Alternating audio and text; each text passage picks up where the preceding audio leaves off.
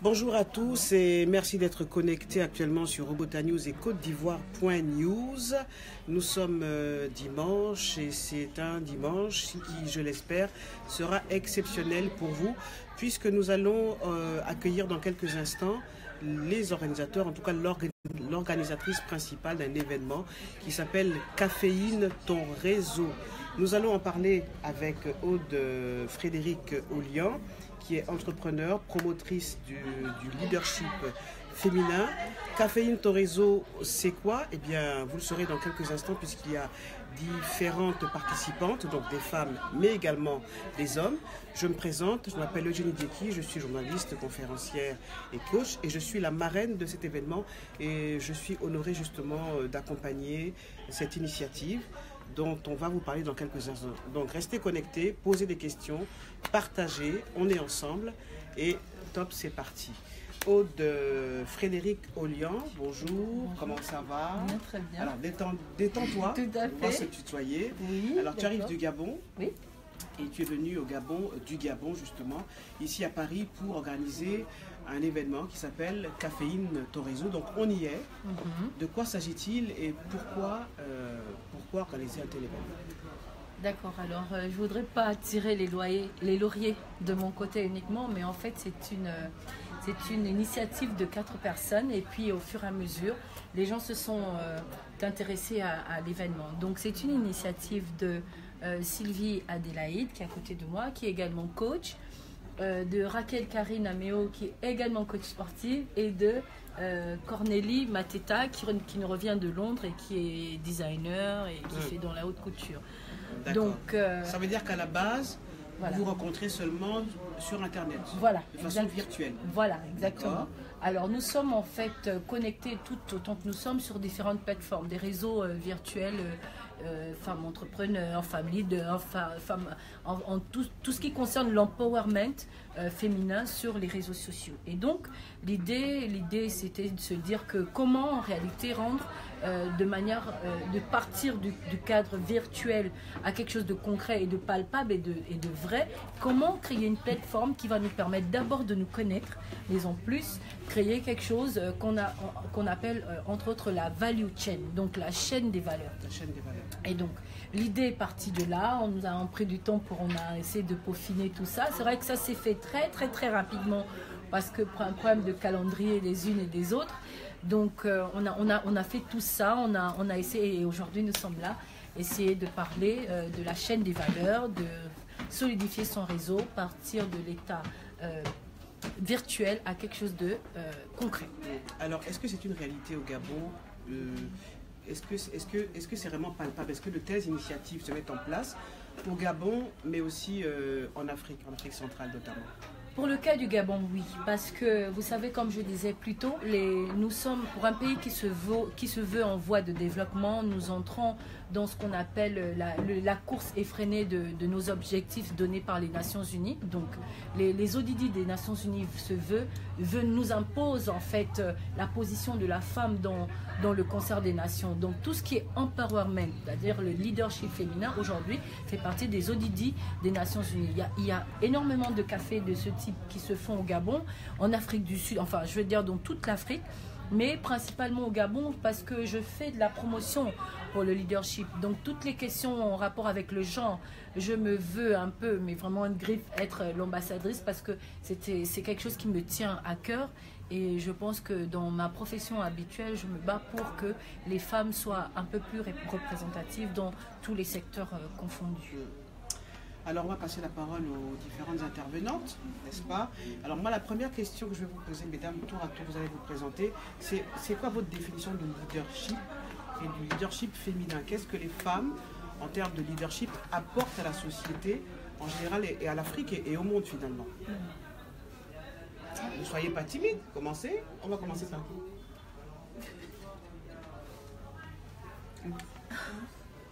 Alors, je vais... Oui, tu te présentes à nouveau? Alors moi, je m'appelle Anaïs Echaud, je suis styliste couturière également. Je forme également des femmes dans le secteur de la couture. Et pour moi, en fait, le leadership, c'est un peu apporter vraiment quelque chose de nouveau, surtout parmi les femmes, en fait. dire aux femmes en fait qu'on peut en fait se développer, être vraiment parfaitement autonome en fait, occuper tout simplement sa place, impacter en fait d'autres femmes. Impacter d'autres Et pour femmes. moi c'est ça en fait le leadership. Le leadership féminin. D'accord. On continue. Moi c'est Cornélie Mateta. Je suis fashion styliste et designer. Moi je dirais que pour le leadership, c'est mon English. So you can. Okay, You can. that's fine. You can in Okay. English. Alors, It's better. elle vit en Angleterre. Voilà, elle vit à D'accord. Londres. You can speak English. Okay, but women actually we need to impact the world. Women, as at the Asian time, women was only staying at home doing nothing. Yep. But from now, I believe that women have to impact Yes, the of world. course. Women don't want just to stay and doing nothing. We need to touch every single part of the world. We need to speak what woman really is. C'est que la femme doit faire. C'est que la femme, comment dirais-je, la femme doit enseigner. La femme doit apporter le meilleur d'elle. C'est bon, je dirais quand même. Traduction. Alors, en 3 mots, elle a résumé en fait ce qu'elle était en train de dire en anglais. Simplement elle disait que le leadership pour elle, c'est véritablement laisser la place à toutes les femmes dans tous les secteurs confondus. C'est-à-dire que la femme doit être capable de tout, d'être représentative, on dit, dans tous les secteurs confondus pour qu'elle soit beaucoup plus considérée et donc pour ne plus qu'elle soit en arrière-plan. Dans le monde. Autre intervention. Oui. Alors, bonjour, je suis Adélaïde Sylvie. Je suis fondatrice de BOV Consulting, prophétique personal branding coach, révélatrice et sublimeuse de mission de vie. Donc, pour moi, la définition du leadership féminin, je dirais que les femmes que nous sommes des voix et nous méritons d'être entendues. Et c'est vrai que beaucoup d'entre nous restons enfermés, nous n'avons pas confiance en nous. Ce qui fait que nous, on est là vraiment pour donner aux femmes cette capacité, cette envie, ce désir de vraiment se lever, de s'exprimer et d'extérioriser vraiment tout le dépôt qui a été mis en elles. Bonjour, alors je suis Rachel Karine Améo, fondatrice de RK Coaching. Je m'occupe de la femme, notamment dans le domaine du mindset, du sport et de la nutrition, parce que pour moi, le sport et la nutrition vont ensemble. Et c'est super important d'être en bonne santé. Donc pour moi, le leadership féminin, c'est vraiment travailler ensemble, travailler en collaboration, parce que j'aime cette unité, cette complicité, cette harmonie. Et ensemble, nous irons plus loin. Au lieu de rester vraiment chacune de notre côté, vaut mieux travailler ensemble. Donc voilà ma définition du leadership féminin. Alors c'est un événement spécialement, on va dire, consacré ou dédié aux femmes, mais il y a des hommes qui sont venus et qui ont tenu à être là. Alors je vais commencer par passer la parole à Jean Ouagajou. Jean, bonjour, merci de te présenter. Qu'est-ce qui t'a intéressé à venir assister à cet événement? Merci Eugénie, moi je m'appelle Jean Bosco Ouagajou, je suis juriste d'entreprise spécialisé en droit social. Mon rôle c'est d'anticiper les risques sociaux, assurer la conformité sociale et améliorer le climat social. Ce que j'entends par leadership féminin, en fait, c'est que les femmes doivent prendre le premier rôle pour apporter des solutions aux problèmes auxquels nous sommes confrontés. C'est-à-dire que les femmes ne doivent pas prendre la deuxième place, il faut qu'ils prennent la première place avec les hommes pour contribuer à développer notre monde, pour stabiliser notre monde. Est-ce que c'est entendu, est-ce que ce discours est entendu en Afrique et surtout par les hommes? Est-ce que les hommes en Afrique et dans le reste du monde ont pris conscience qu'il faut maintenant laisser un peu de place aux femmes? Sinon la première place aux femmes. Oui, ça commence à changer parce qu'il y a certaines femmes qui ont montré qu'elles sont compétentes. Il y a par exemple des femmes qui sont des présidents des pays. Il y a des femmes qui sont... Oui, c'est beaucoup. Il y a des pays vraiment qui ont ouvert des portes à des femmes parce que actuellement, ce qu'on cherche, c'est la compétence. Ce n'est pas qu'on soit homme, mais pour te donner une place importante et pour donner la vision d'autres personnes. En fait, on est là parce qu'on est compétente en fait. Il y a partout, il y a des femmes qui sont les présidents de l'intérêt général des entreprises, les présidents qui sont dans tous les secteurs en fait, qui prennent des postes de responsabilité. C'est ce qu'en fait le leadership femme, c'est-à-dire que on est là parce qu'on est compétent en fait. On n'est pas là parce qu'on est un homme. C'est ça. Alors, il y a un autre homme aussi qui va s'exprimer, il s'appelle Eric Minti. Voilà, il est chef d'entreprise. Il vit au Cameroun, mais aussi en France. Eric, pourquoi avoir accepté de participer à cet événement? Oui, je vous remercie déjà d'avoir organisé cet événement parce que c'est très important de réunir les femmes et aussi les hommes parce que la femme est vraiment au cœur. Bon, j'aimerais déjà me présenter. Je suis Eric Minti, fondateur de Eric Minti University parce que j'ai mis une école en ligne pour former les entrepreneurs et les futurs entrepreneurs. Parce que moi-même, afin qu'ils aient confiance en eux. Afin qu'ils aient confiance en eux aussi pour augmenter leur potentiel. Parce que beaucoup de gens ont des potentiels et qui n'arrivent pas à activer. Donc mon rôle, c'est de les accompagner à réaliser leurs projets. Parce que je suis aussi chef d'entreprise. Et je pense que les femmes c'est très important parce que c'est vraiment... Parce que je me rappelle aussi un peu de ma maman. Parce que quand la femme donne, elle donne avec le cœur. Je pense que donner plus de responsabilités aux femmes, c'est vraiment permettre aux femmes de donner tout ce qu'elles ont dans leur cœur et dans leur... comment je vais dire. C'est vraiment important pour la femme aujourd'hui. Merci beaucoup, Eric. Alors, je vais passer la parole à Didier Simba qui va se présenter également, juste derrière Fabien. Didier Simba.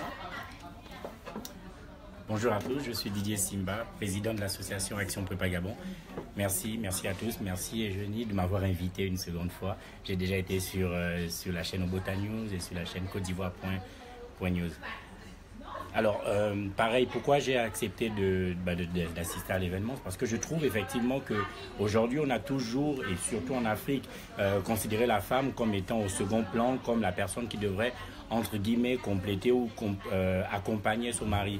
Mais à l'heure actuelle, où on considère qu'on veut tous se développer, il faudrait plus s'orienter vers la compétence. Et donc, qui dit compétence, dit indifférence totale sur le sexe ou quoi que ce soit, ou la couleur de la peau, ou genre, que sais-je de plus.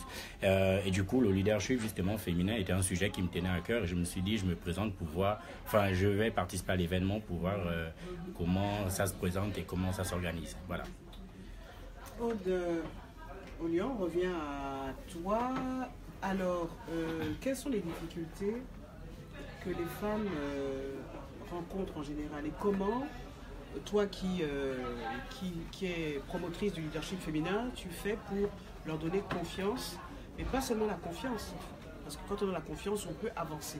Quels sont les projets dans lesquels les femmes s'investissent de plus en plus? Alors, je vais commencer par la première question, celle de savoir comment ça se passe. C'est ça? Au Gabon, ça se passe avec beaucoup de tâtonnements, mais ça avance. Vous savez, c'est des concepts qui sont quand même nouveaux pour des pays comme les nôtres. Et tout le monde, finalement, s'y met à fond, mais très peu, finalement, reste avec les principes de leadership. Ça se passe, entre autres, bien pour celles qui ont compris et finalement très mal pour celles qui n'y voient aucun intérêt. Mais l'objectif, je pense, le mien, est aujourd'hui de faire comprendre aux gens l'intérêt qu'il y a derrière le concept même de leadership féminin. Parce que c'est un concept, ce n'est pas une définition directe, comment dire, il n'y a pas une définition claire de ce qui est dans l'empowerment féminin, mais c'est un concept bien entier. Parce que l'entrepreneuriat qui fait partie du leadership féminin, on parle aujourd'hui d'entrepreneuriat, mais on parle aussi de coaching. Parce que coacher, c'est ça le leadership. Pouvoir prendre de son temps pour essayer d'accompagner, parce que le coaching, c'est de l'accompagnement. Accompagner les femmes à se développer d'abord leur mindset, pour revenir là-dessus, et ensuite dans les différents projets que l'on peut mener à terme. Donc du coup, oui, ça progresse. J'ai un très bel espoir. J'ai beaucoup d'espoir que, in fine, nous atteignons donc nos objectifs, et notamment ceux qui se battent comme moi pour la cause du genre au Gabon. Mais est-ce que les gens comprennent l'intérêt d'avoir un coach dans sa vie? C'est aussi nouveau en Afrique. Et c'est vrai. Pourquoi on prendrait un coach alors qu'il suffit d'aller voir le nganga, d'aller à l'église, aller voir je sais pas moi, pourquoi on prendrait un coach? C'est quoi la différence? Parce que je pense que les gens ont bien compris que vaut mieux faire dans le concret que dans le charlatanisme. Un coach, c'est quelqu'un qui accompagne qui accompagne un projet. Et je ne pense pas que pour ceux qui savent c'est quoi un Gonga, il va avoir les outils pratiques, les techniques commerciales ou de management qui vont nous accompagner pour la réalisation d'un projet. Non, je ne pense pas. Et l'intérêt aujourd'hui, je pense que les gens ont compris qu'avoir un coach, au début, c'était très mal perçu parce qu'on se dit que bon, c'est faire preuve ou c'est un aveu d'incompétence ou de faiblesse. Non, mais avoir un coach, il y a beaucoup qui considèrent... Les plus grands sportifs ont des coachs. Voilà, j'en arrivais. Donc aujourd'hui, il y en a qui prennent l'histoire de Steve Jobs comme des référents de leur vie, mais je veux dire, si Steve Jobs était vivant, ils auraient considéré que c'est leur coach. Donc voilà, comme vous venez de le dire, on se tutoie, comme tu viens de le dire, il y a les plus grands sportifs du monde. Pour moi, le meilleur, c'est Lionel Messi pour le football. Il a bien un coach, donc pourquoi pas nous? Donc l'intérêt, en effet, d'avoir un coach, je pense qu'il est primordial quand on a besoin d'avancer dans la vie. Une réponse à la question? Je pense que Adelaide a une réponse là-dessus parce que en effet, elle a une phrase que j'aime bien. Être révélée, c'est quoi en fait? Be revealed and authentique. Voilà. Soyez pas timides, les filles. Non, l'important c'est d'avoir un coach, c'est ça? Oui, je dirais être accompagné? Pourquoi alors qu'il suffirait en fait, l'autre question c'est, on est diplômé, on a des capacités, pourquoi il faut en plus avoir un coach?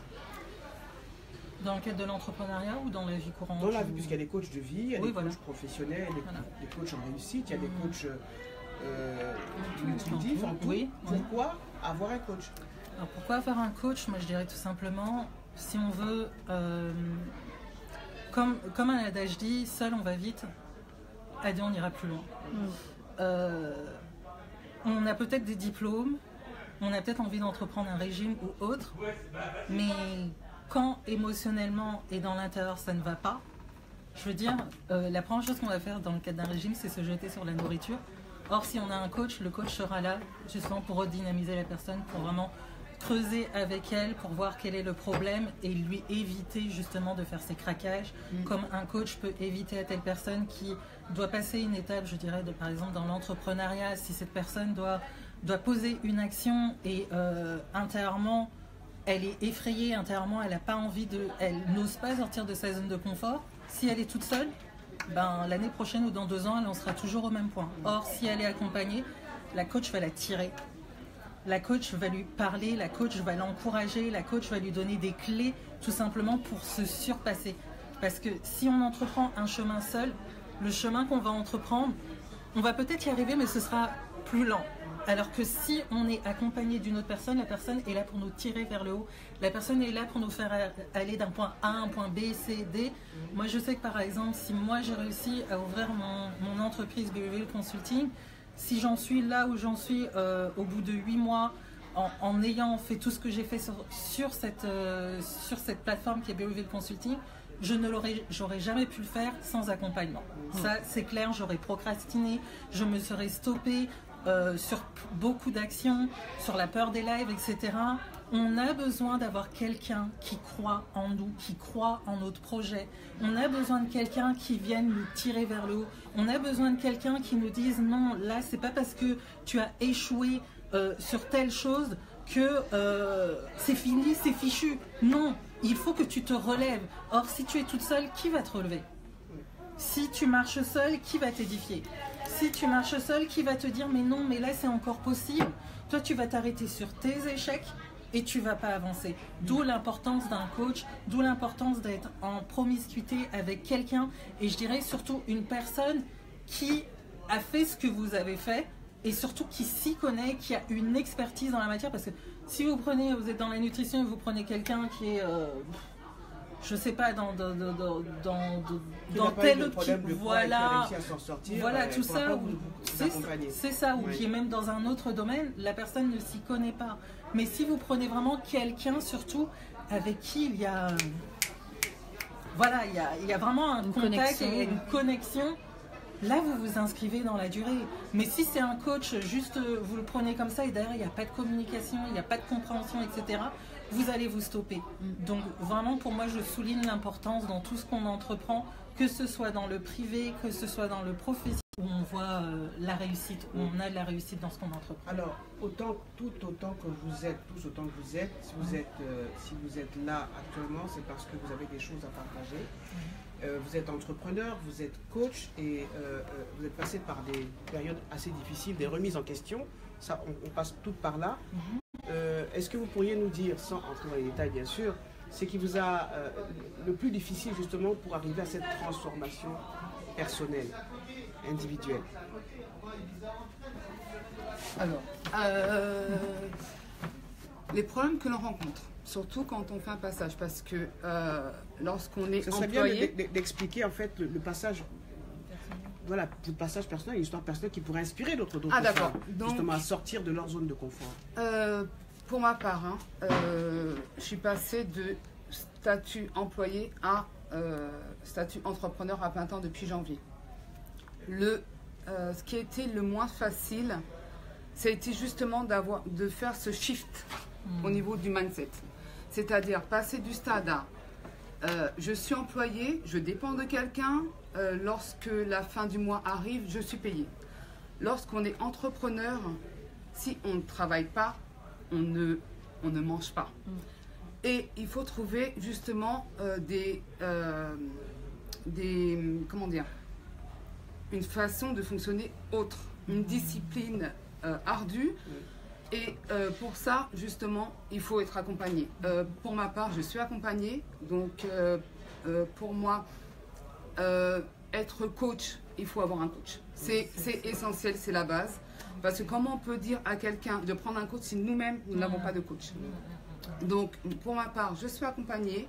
Je suis toujours en réseautage parce que il faut être dans cette dynamique de oui, il nous faut le chiffre, même si c'est pas le plus important, mais il faut quand même en parler. On a besoin d'argent quand même pour continuer de fonctionner. On a besoin d'argent, mais on a besoin aussi de rester focalisé sur le pourquoi. Mais qu'est-ce qui vous a poussé, qu'est-ce qui t'a poussé, toi particulièrement, et je suppose les autres, à vous dire je laisse un emploi stable et je me mets à mon compte? Eh bien, le pourquoi et la liberté. Pour moi, la valeur phare, ça a été la liberté. Je ne veux plus dépendre de quelqu'un, en tout cas de hiérarchie, et surtout mon pourquoi. Mon histoire, elle serait trop longue à expliquer. En quelques mots. Je veux impacter la femme. Je veux être la voix d'une femme, une certaine cible de femme. C'est la femme battue. La femme battue, elle est dévalorisée, elle se sent honteuse. Pourquoi? Parce que justement, c'est l'histoire de mes parents. Et pour moi, ça m'a vraiment quelque part cassé, quelque part. Et je veux être cette voix qui dit non. Tu te relèves, tu t'es fait battre, ok d'accord, mais tu te relèves. Tu as de la valeur, la personne qui t'a tapé, elle n'était pas bien, mais toi, tu as de la valeur. Et je veux être cette femme qui dit, ok, ben je suis là, tu es là, je t'accompagne, je te tire vers le haut, relève-toi. C'est ça ma mission de vie. C'est un message très fort. On continue? Alors pour moi, personnellement, ce qui a créé le déclic en fait, parce que j'avais un travail assez stable, bien payé, mais je me suis rendu compte en tant que mère célibataire, parce que j'élève 2 enfants seuls, qu'il était important vraiment d'avoir cette liberté financière, mais encore plus avoir le temps d'élever mes enfants. Pourquoi? Parce que les chiffres en parlent, vraiment en France c'est devenu presque banal en fait, mais c'est un événement vraiment, c'est quelque chose qui va vraiment impacter la société en fait. Dans 10 ans on verra les impacts, vraiment c'est assez fort, où les enfants des mamans célibataires ou des pères qui élèvent leurs enfants seuls grimpent de plus en plus, les enfants sont livrés à eux-mêmes. Le plus souvent on n'a pas beaucoup de temps, et moi en tant qu'assistant de direction, parce que c'est ça mon métier de base, je faisais plus de 39 heures à peu près par semaine. Donc en gros, j'étais arrivée à un point où c'est la nounou qui s'occupait des enfants. Alors j'ai des commentaires de personnes qui nous regardent. Geneviève Mouana, yes, et ton histoire est très puissante et va libérer beaucoup de femmes. Mangré Christelle Akossi, la liberté est mieux que la sécurité, c'est sûr. Ok, donc c'était un parcours de femme seule. Voilà, femme exactement. Voilà. Et pour moi, il était vraiment important d'apporter quelque chose à mes enfants, en fait. Le tout, c'était pas juste de rapporter de l'argent à la maison, mais c'était vraiment être là, qu'ils aient en fait ce souvenir en fait d'une maman qui se battait pour eux, mais qui était aussi présente en fait pour eux. Donc j'ai terminé mon contrat en fait en septembre 2017. Et franchement, aujourd'hui, je vois en fait des enfants épanouis totalement. Et pour moi, c'était vraiment important. Ils voient à côté en fait une maman qui se bat, qui est entrepreneur, mais à côté en fait qui met du temps à côté en fait pour ses enfants. Et pour moi, c'est ça en fait que je veux vraiment. C'est la réponse à ton pourquoi en fait. Voilà, c'est être près des enfants. Être là. Parce que c'est vrai qu'on a vu des générations de femmes et d'hommes, et surtout des femmes, puisque c'est nous qui avons la responsabilité de l'éducation des enfants, abandonner leurs enfants pour une carrière qu'elles ont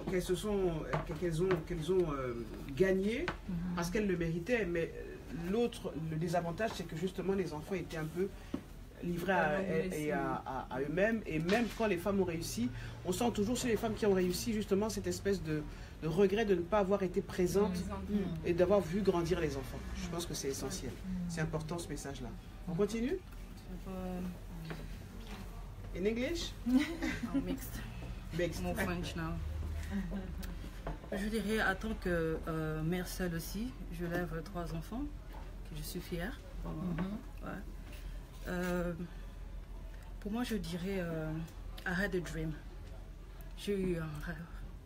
En tant que petite fille, je voulais retrouver la petite fille qui était perdue en moi. Ça a été, oui, j'ai eu d'aide à travers des coachs et tout cela. Je ne vais pas citer de nom, tout ça. Ils m'ont vraiment aidé. Avec mon propre aide à moi-même, j'ai pu retrouver la petite fille qui était perdue. Celle qui rêvait d'être une couturière, celle qui rêvait d'être styliste et modéliste. Pour moi, l'inspiration, ça coule comme de l'eau. Je peux prendre un stylo, un crayon et dessiner, ça coule, ça coule.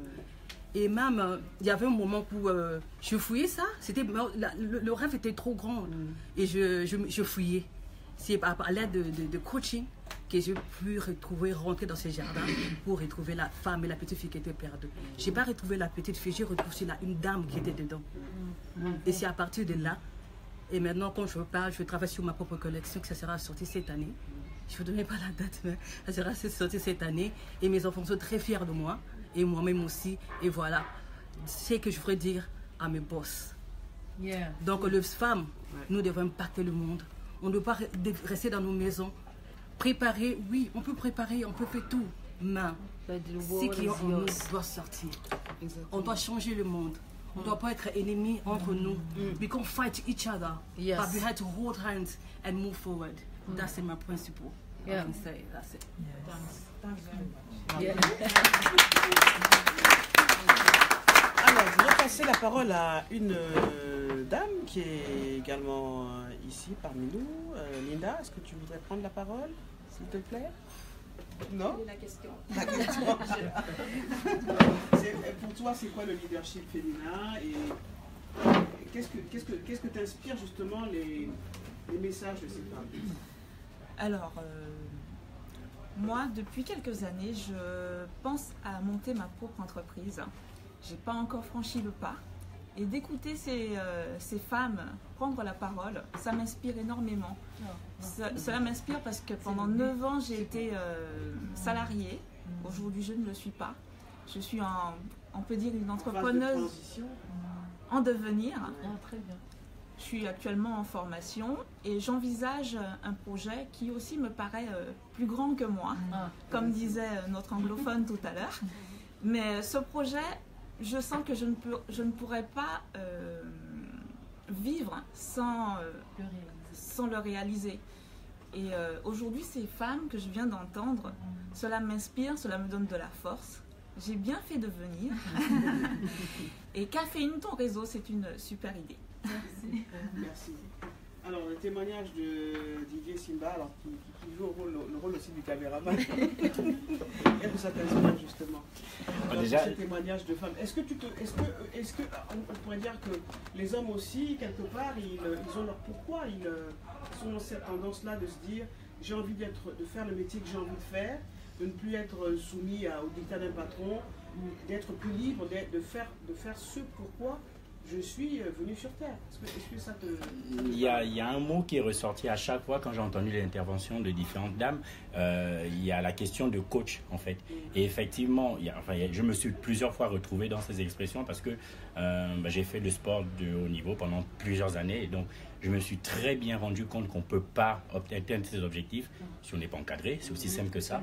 Et le deuxième point, c'est de se dire, comme je l'ai dit en introduction, quand je me suis présenté, je suis président de l'association Action Prépa Gabon. En fait, l'association, c'est les étudiants et les anciens étudiants des classes préparatoires scientifiques du Gabon.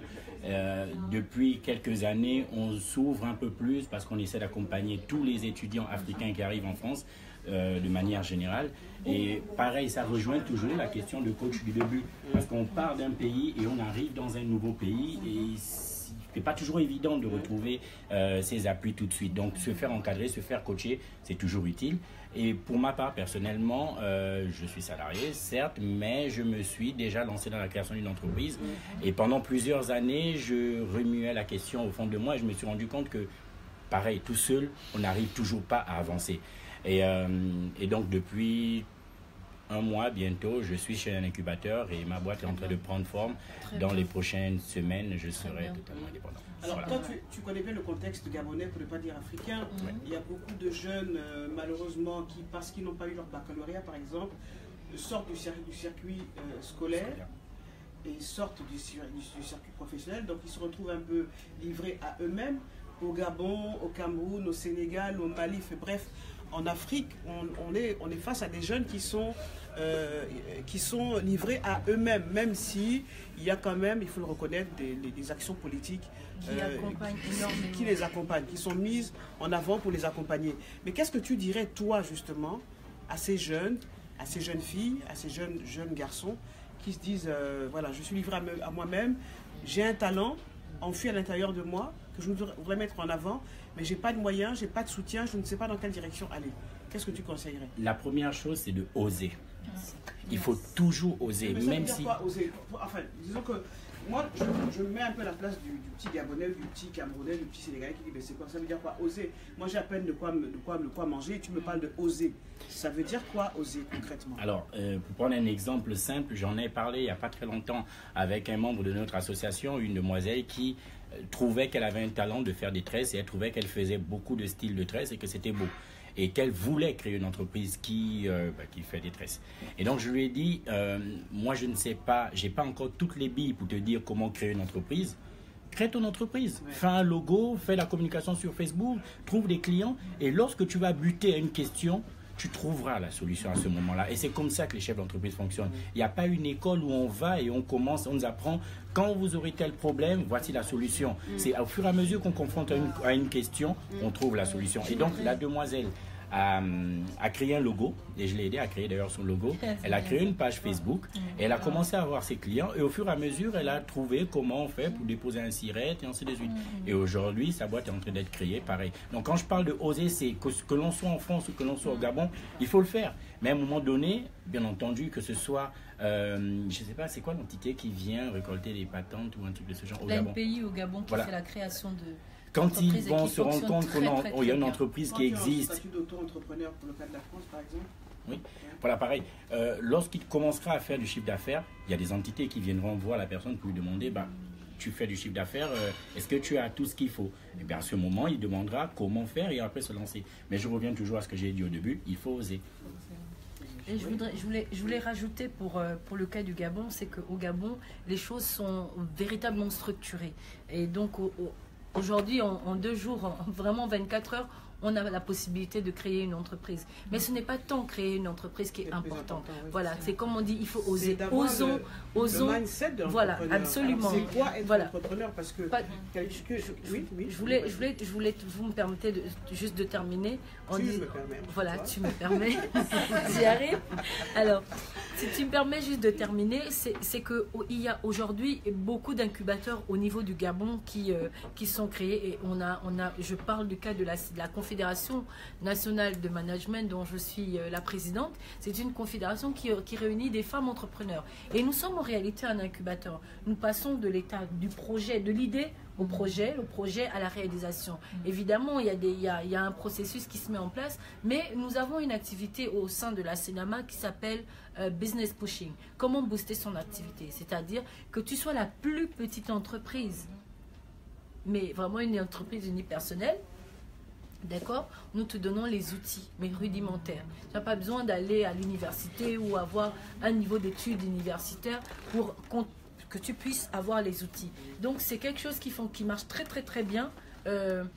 Les entrepreneurs au Gabon, ils sont tellement très bien suivis que je ne pense pas, c'est véritablement pour revenir à ce que le monsieur Simba disait, c'est véritablement d'oser, de vouloir. Et quand on veut quelque chose, il faudrait vraiment qu'on se donne tous les moyens. C'est une question de volonté, simplement. Moi, je suis agent du public, mais mon rêve a toujours été de créer ma propre structure. Et étant donné que je suis financier de formation, je pense que le secteur du fiduciaire au Gabon est, entre autres, un peu vierge. Et je m'y suis mise.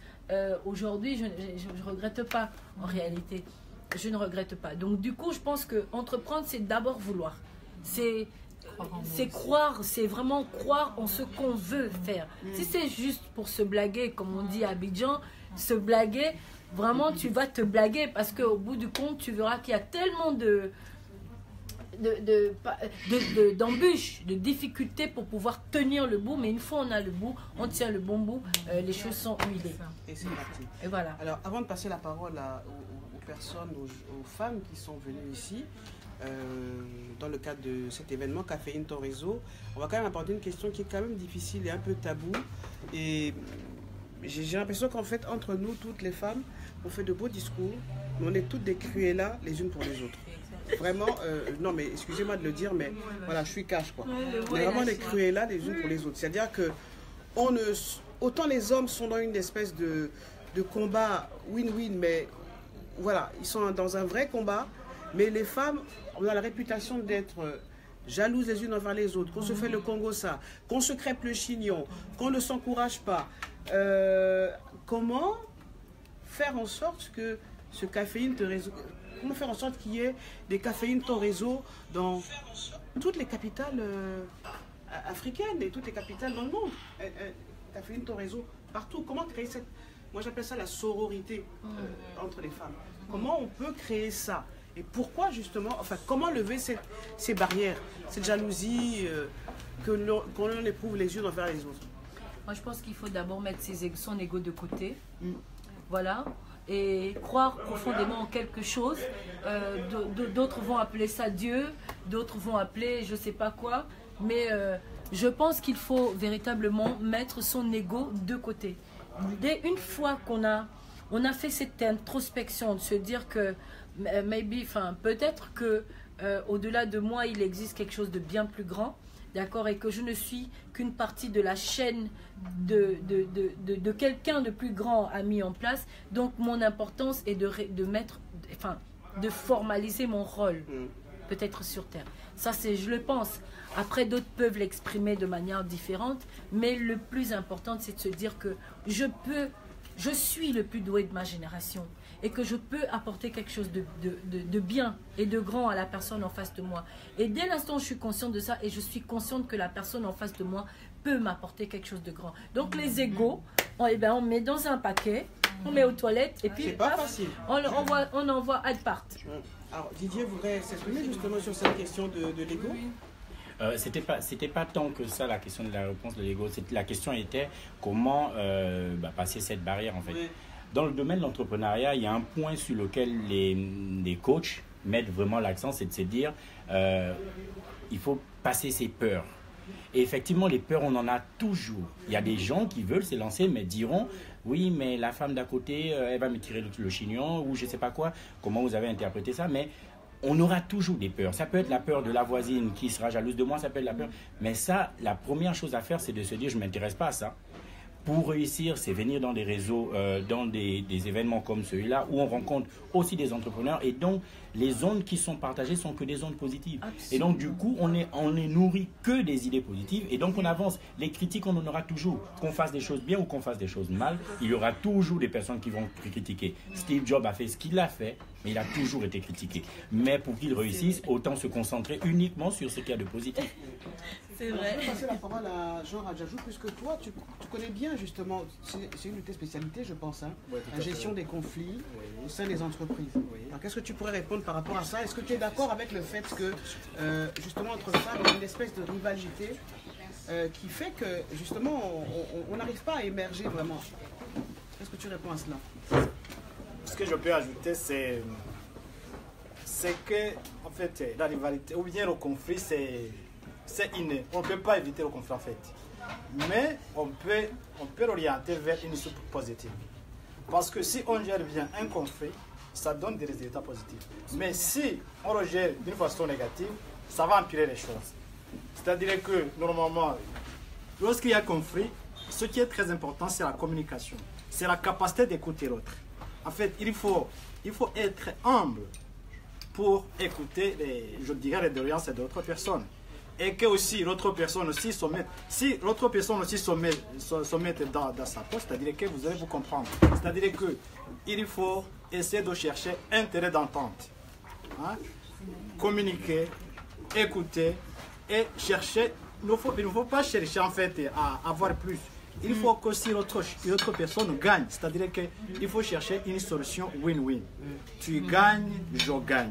C'est comme ça qu'on fait. Mais comment intégrer ça dans le contexte de nos pays africains? On sait très bien que c'est la lutte pour avoir des places. Bon, je ne veux pas aller dans les détails, mais on est capable de tout faire en fait pour avoir le pouvoir, que ce soit au niveau politique ou au niveau dans une entreprise. Comment on fait justement pour faire en sorte que les gens comprennent qu'ensemble on est plus fort et qu'on a intérêt à se soutenir les uns les autres? C'est ce que vous avez dit, en fait c'est le rôle du leadership. Parce que le leader, c'est la personne qui va montrer la vision. Une vision claire, cohérente et compréhensible de tous. C'est-à-dire que ce sont les leaders qui doivent prendre la première place pour sensibiliser ça à travers toute la population. Mais sinon, si le leader ne fait pas ça, qui va le faire d'autre? Moi, je pense aussi qu'à côté des leaders, il y a des médias. C'est le rôle des médias aussi. Si les médias peuvent influencer les gens à faire des choses mauvaises, ils peuvent aussi influencer les personnes à faire des choses bonnes. Par exemple, il y a des médias qui influencent une dynamique de guerre. Les médias aussi peuvent influencer une dynamique de paix. Moi, j'ai créé une association qui a pour objectif, j'ai créé une association qui s'appelle Même Avenir. Et l'objet, c'est quoi? C'est promouvoir la culture de la solidarité. En fait, ce que nous avons dit, sans solidarité, on ne peut rien faire. C'est-à-dire que sans prévenir des conflits dans la famille, parce que la réussite commence d'abord dans la famille.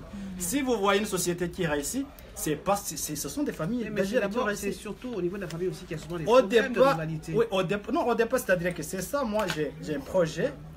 Comme moi, je suis juriste en fait. Dans le cadre de notre profession, nous faisons des formations sur comment résoudre les conflits d'une façon amiable. Mais dans le cadre familial, il y a ce défi en fait.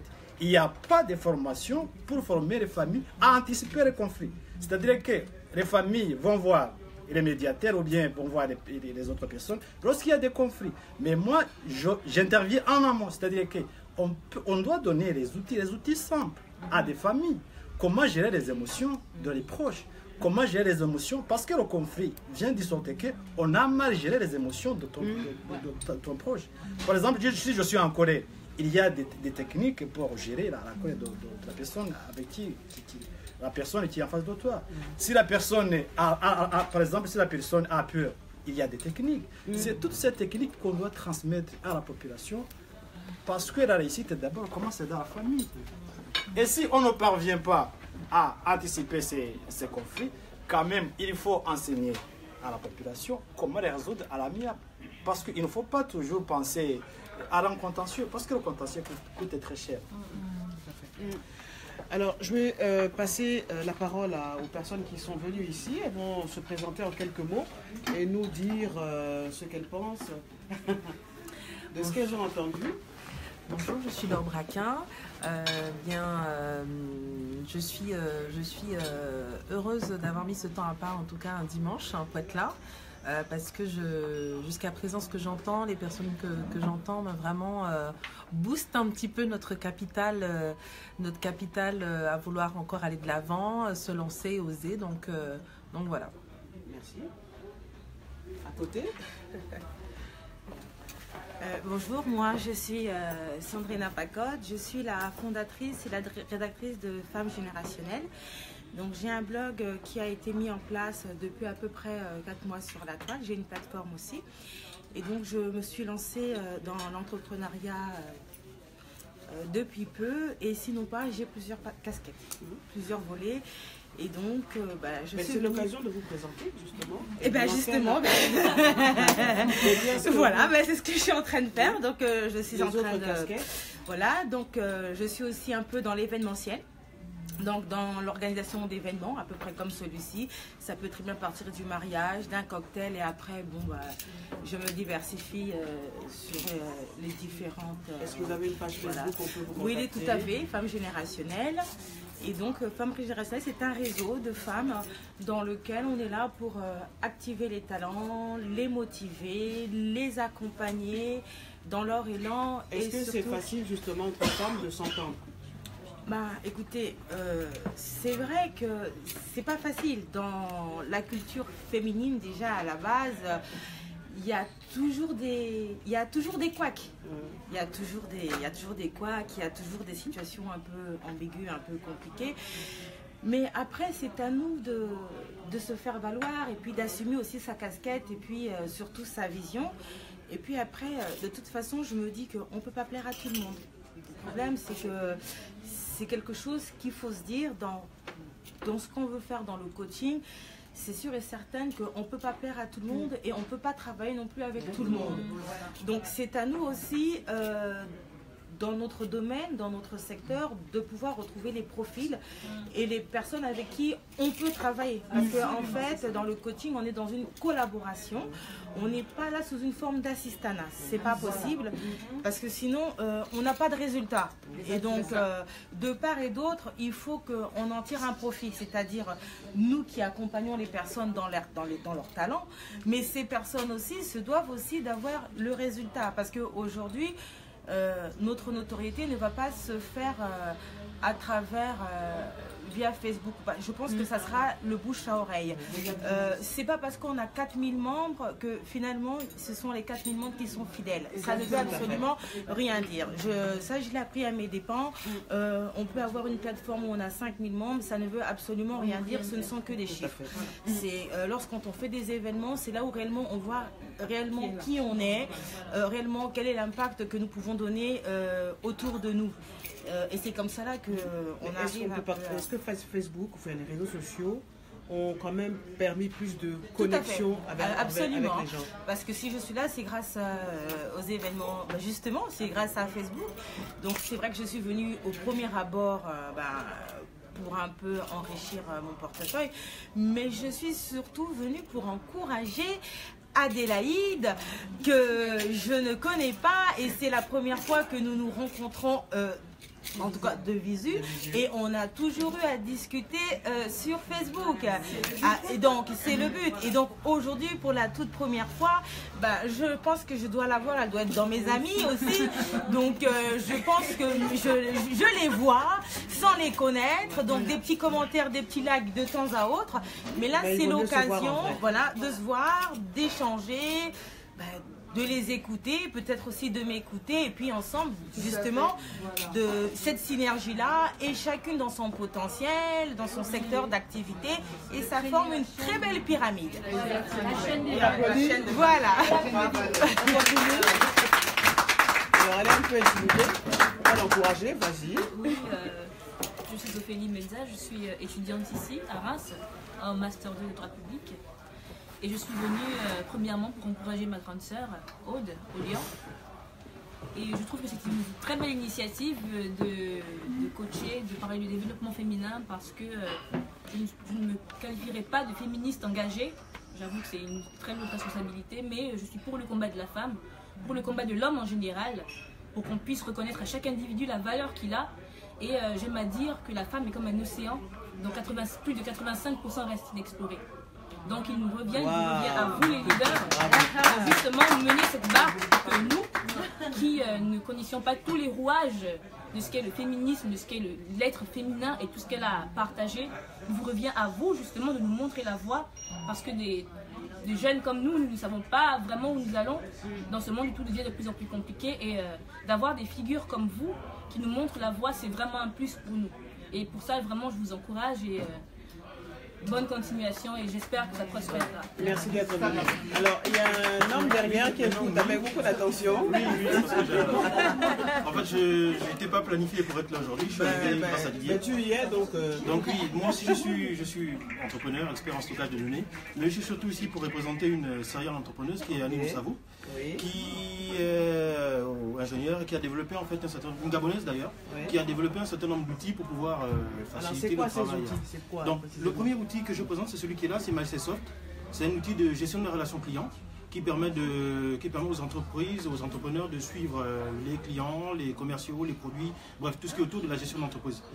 Le second produit que je présenterai, c'est viamili.com, qui est une sorte de plateforme, on va dire une sorte d'Amazon, mais qui est plus un peu spécifique au Gabon, et qui permet aux commerçants qui n'ont pas de site internet de pouvoir vendre leurs produits sur le site en fait, et de pouvoir vendre d'ailleurs dans tout le Gabon, parce qu'elle les récupère et les livre dans tout le Gabon. Le troisième produit pourrait être Frontexis.com. Elle est fondatrice de cette boîte aussi, qui est spécialisée dans la fourniture de services autour des sites internet, des emails, de la sécurité, du web, du projet, bref, tout ce qui est autour de l'informatique en fait. Okay. Donc il faudra nous partager sur... Elle fait pas mal de choses, oui. Je l'ai déjà fait, je l'ai mis. Okay, donc elle fait pas mal de choses elle fait pas mal de choses qui sont assez intéressantes, elle diversifie un peu et c'est intéressant d'apprendre. C'est bien les hommes qui encouragent les femmes, c'est très bien. Alors, Adeline, tu ne prends pas la parole. Je reviens vers toi, Eric. Alors, on parlait de l'intérêt du coaching. Moi, je suis marraine de l'événement et je remercie encore de m'en avoir fait la proposition, parce qu'en fait, je suis aussi coach. Et Eric est une des personnes que j'ai coachées. En fait, c'est d'abord Adeline qui est venue, qui m'a sollicité pour un coaching. Et ensuite, elle a amené son mari. Eric est vraiment le produit du travail qu'il a eu le courage d'entreprendre pour vraiment changer sa vie. Il va en parler. Eric était comme nous tous, en fait, il est venu faire des études ici, il a un bon travail ici, et puis un jour il en a eu marre, il a dit bon, métro, boulot, dodo, je suis fatigué de faire ça, je veux vraiment être entrepreneur chez moi, dans mon pays. Donc on a mis en place le projet, il est allé au Cameroun, il a mis en place sa société, et là il avance, et je suis vraiment content des résultats qu'il fait au quotidien. Parce qu'au départ, c'est une personne qui est vraiment timide, mais il commence à prendre vraiment confiance en lui, je le vois évoluer. Moi, mon outil particulier, c'est le tapping. Peut-être que Eric, ce serait bien que tu parles de ça, de ce coaching-là, et que tu incites les gens à se faire accompagner, parce que c'est vraiment important. Oui. Donc, Jenny, merci de me donner cette opportunité. En fait, je suis un peu comme vous tous, donc quelqu'un qui recherche la lumière, quelqu'un qui recherche à exister en fait. Parce que en fait, entreprendre, c'est exister. Parce que lorsque nous travaillons, nous sommes dans la masse. Nous représentons un numéro matricule. C'est-à-dire que on vous balance à gauche, à droite, vous allez résoudre des problèmes pour l'entreprise, vous enrichissez l'entreprise parce que vous avez des compétences. Mais en fait, vous n'existez pas en fait. Vous existez à travers l'entreprise. Et moi, j'ai toujours eu envie d'exister en tant qu'une personne unique. Et lorsque j'ai travaillé longtemps et que j'ai vu les conditions dans lesquelles je travaillais, je me suis dit, pourquoi ne pas me lancer dans créer moi-même mon propre entreprise. Donc ça n'a pas été facile, il fallait que je me fasse accompagner, donc justement Eugénie. Au départ, je ne savais pas quoi faire, parce que je me suis dit, il fallait peut-être que je commence à faire, en fait, que je sois indépendant. Mais je me suis dit, il fallait que je touche les choses de la main. Donc je suis parti en Afrique, où j'ai créé des entreprises dans l'agroalimentaire. J'ai fait la transformation alimentaire. J'ai des produits même qui marchent très bien au niveau local et international. J'ai aussi fait dans tout ce qui est transformation du bois. Et après, à un moment donné, j'avais des personnes qui venaient me voir et me disaient, Eric, voilà, on est très fiers de ce que tu fais, mais est-ce que tu peux nous donner un coup de main? C'est comme ça que j'ai commencé à donner un coup de main à une personne, 2 personnes, et puis de bouche à oreille, je suis devenu un mentor, un grand frère qui accompagne parce qu'il avait une expérience. Donc, chemin faisant, je me suis dit, si je suis arrivé à accompagner 1 ou 2 personnes qui a des résultats, pourquoi ne pas rendre ça, généraliser ça pour que ça devienne une activité pour moi? C'est comme ça que je suis devenu donc coach, où je coach des jeunes, les futurs entrepreneurs et des entrepreneurs qui veulent, par exemple, se faire accompagner dans leur activité pour augmenter leur potentiel. Et donc, lorsqu'on parle de potentiel, en fait, il y a plusieurs choses qu'on peut entrer dans le potentiel. Ça peut être financier, ça peut être personnel, la possibilité d'avoir confiance en soi, la possibilité d'augmenter, par exemple, son chiffre d'affaires, la possibilité d'avoir plus de clients. Donc, c'est le potentiel en général. Et lorsque j'ai commencé, donc, j'avais pas mal de problèmes en termes d'expression, en termes de... Moi-même, j'ai travaillé beaucoup plus la confiance en soi avec Eugénie. Je suis arrivé à un niveau où il fallait que je me lâche. Et puis, aujourd'hui, j'ai lancé l'université en ligne. Donc, j'ai lancé une première série depuis le 23 février, une première série de cours où je donne gratuitement des cours pour 60 jours.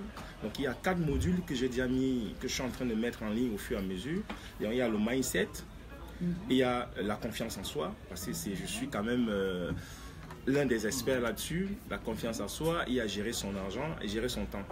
Donc, ça, c'est des modules que j'ai mis gratuitement en ligne parce que j'ai envie de partager cela et avoir un retour des gens qui donnent leur avis, parce que bon, une œuvre entrepreneuriale, c'est toute la vie. Et au début, on fait des erreurs comme tout le monde, on améliore. Et l'idée vraiment, c'est de changer, c'est vraiment changer l'état d'esprit des jeunes aujourd'hui. Parce qu'il y a beaucoup de jeunes qui ont pas mal de projets, mais qui passent le temps à tourner en rond et qui n'arrivent pas à faire le premier pas. Et moi, j'ai sauté pour faire le premier pas. J'ai envie d'accompagner les gens qui ont des idées, qui ont envie d'entreprendre, à faire ce premier pas qu'il manque pour pouvoir se développer.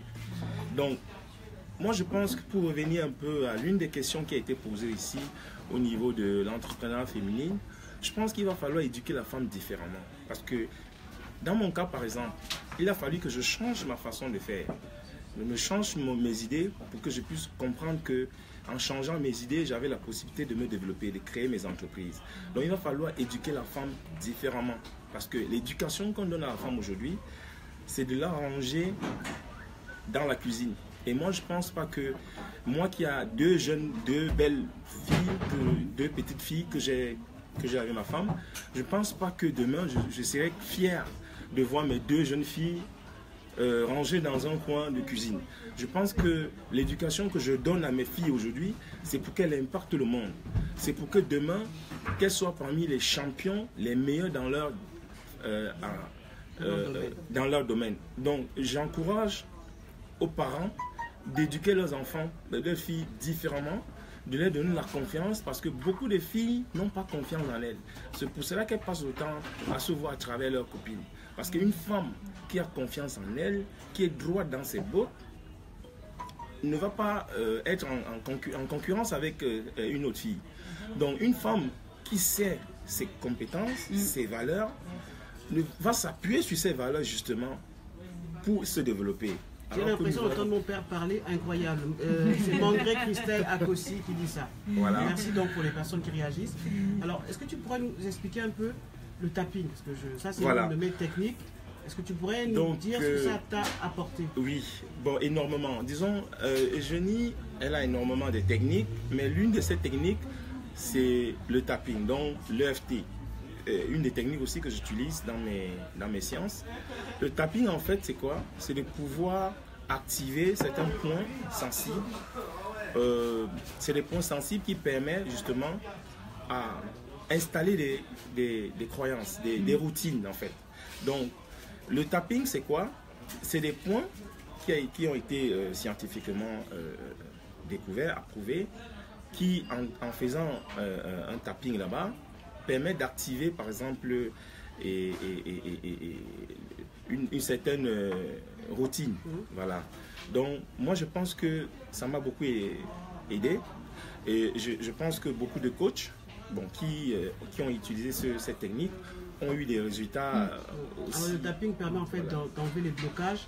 Si par exemple, moi j'ai souvent des personnes qui pour la première fois n'arrivent pas à parler face à des gens, je fais une séance d'1 heure et au bout de l'heure qui suit, tu transformes une personne timide en une personne qui, on a l'impression en écoutant qu'elle a toujours parlé dans sa vie. Tout à fait. Ça peut se faire en 1 heure. Le tapping permet aussi de donner de la confiance en soi, permet de se libérer du stress, des blocages en fait que l'on a, des blocages même ancestraux. C'est vraiment un voyage à l'intérieur de soi, de son esprit, qui permet en fait de libérer tout ce qui te bloque sur ton chemin. C'est vraiment une technique éprouvée scientifiquement, utilisée aux États-Unis d'abord, par des soldats qui ont fait la guerre du Vietnam. Du Vietnam, oui. Qui revenaient avec ce qu'on appelle le stress post-traumatique. Et on s'est rendu compte qu'en utilisant cette technique-là, on arrivait à débloquer justement ce stress-là. Voilà. Tout à fait. En quelques mots, c'est ça.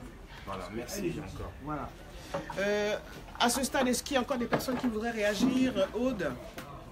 Alors non, parce que je suis un peu plus que satisfaite des interventions de tout le monde.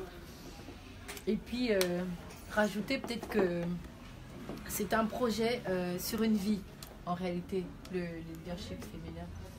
C'est un projet de toute une vie. Et je voudrais encore dire à toutes les dames qui sont avec moi et à toutes les confédérées du Gabon qui me regardent ici, et j'ai vu le message de Mamour. Merci de m'encourager comme vous le faites au quotidien. Et je voudrais renouveler mon engagement à toutes les femmes en vous disant que je vous fais la promesse donc sur la foi et sur l'honneur, donc d'être votre chaîne de valeur, d'être un maillon sur notre chaîne de valeur, et que je tâcherai d'être le maillon le plus solide, si ce n'est refuser d'être le maillon faible. Donc, vous avez mes contacts pour toutes celles qui veulent me contacter, parce qu'on parle de coaching. Je fais du coaching en permanence sur la page Adam et vous. C'est vrai que je ne publie pas beaucoup parce que ça prend énormément de temps. Du coaching, moi je ne fais que dans le B2B. Voilà, pour ceux qui font du coaching, ils savent ce que c'est. C'est dans le B2B, c'est-à-dire que vous m'appelez, on passe du temps au téléphone, on se voit et on discute. Donc je suis joignable sur la plateforme Adam et vous, et également sur ma page Adamantis Mantis. Voilà, donc remercier toutes ces filles-là. C'est une très belle expérience et c'est vraiment une très belle aventure. J'espère qu'elle ne fait que commencer. Voilà, et peut-être que la prochaine serait... Alors, comment on fait pour te contacter et pour, par exemple, installer un caféine ton réseau dans les capitales africaines? Comment on fait? Alors, comme je disais tantôt, sur les pages Facebook, Twitter et Instagram, sur Adamantis Mantis ou Adam et vous. Mais Adam et vous, c'est une page dédiée uniquement pour le coaching. Mais mes pages interactives sont beaucoup plus Adamantis Mantis sur Instagram, Twitter et Facebook. Voilà, je suis connectée, vraiment connectée. Je travaille avec mon téléphone, donc je veux dire en permanence. On me contacte toujours, je suis joignable. Voilà, on est pratiquement arrivé au terme de cette émission. Nous, on va continuer après que vous ayez coupé l'antenne. Merci donc d'avoir regardé Obotanews et Côte d'Ivoire.news. Si vous souhaitez participer à l'aventure Caféine ton réseau, n'hésitez pas à nous laisser vos contacts donc sur cette conversation, partagez au maximum. Et n'oubliez pas, les filles, que voilà, notre temps est arrivé et qu'il faut qu'on se tienne la main. Vraiment, qu'on se tienne vraiment la main. Voilà. Cessons d'être des cruellas pour les autres, soyons vraiment des mentors, soyons des passerelles les unes pour les autres. Voilà, merci beaucoup de nous avoir regardés et à très bientôt sur Obotanews et Côte d'Ivoire.news. Bonjour l'Afrique, bonjour le monde, et on dit merci à Fabien qui nous a accompagnés. Merci Fabien.